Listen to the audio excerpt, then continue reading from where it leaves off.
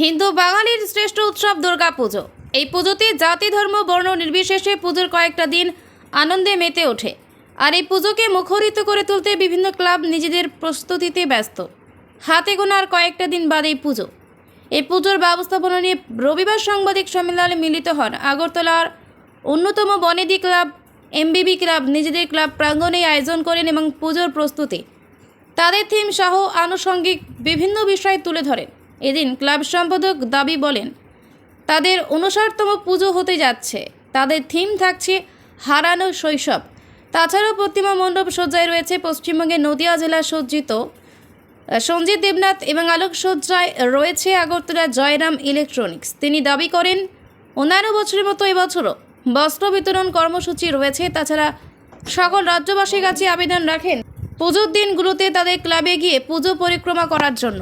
আমরা প্রতি বছরে ক্লাব ঘটনার পরে প্রতি বছরই আমরা দুর্গোৎসব করে থাকি। এবার 59তম দুর্গোৎসব আমাদের। আপনারা অবগত আছেন, আমরা থিম বেস সর্বভারতের মধ্যে পুজো করে থাকি। এবার আমাদের থিম হারানো শৈশব। শিশুকালে আমরা যখন ছিলাম তখন যেই সব জিনিস, টানা রিক্সা, বায়োস্কোপ, এগুলো আজ হারিয়ে গেছে। আমরা এইগুলিকে বেস করে এইবার পুজো প্যান্ডেল তৈরি করেছি। আমাদের মণ্ডপ সজ্জায় আছেন সঞ্জিত দেবনাথ, তেহট্ট, নদিয়া জেলা, পশ্চিমবঙ্গ।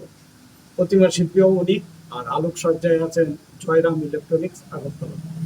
আমরা প্রতি বছরে কিছু না কিছু সামাজিক কাজ করে থাকি। এইবারও আমরা বস্ত্রদান, একদিন অন্নভোগ খাওয়ানোর ব্যবস্থা, মেগা স্বাস্থ্য শিবির করেছি।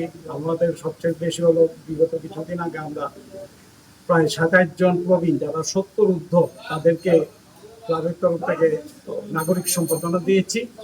আর পঞ্চমীর দিন রাজ্যের মাননীয় রাজ্যসভার সাংসদ শ্রী রাজীব ভট্টাচার্যের হাত ধরে আমাদের পুজো মণ্ডপ উদ্বোধন হবে। আপনাদেরকেও স্বাগত জানাই। আর আপনাদের মাধ্যমে রাজ্যবাসীকে আমাদের পুজো দেখার জন্য আমন্ত্রণ জানাই। আমরা প্রতি বছর, আপনারা অবগত আছেন, থিম বেস নতুন নতুন থিম নিয়ে পুজো করি। গত বছর পাখি সংরক্ষণ হয়ে ব্যাপক সাড়া ফেলেছিল এবং অনেক সংস্থা থেকে আমরা পুরস্কারে ভূষিত হয়েছি। এবারও আশা রাখবো আমাদের থিম সাফল্যমণ্ডিত হবে এবং দর্শকদের নজর কাড়বে।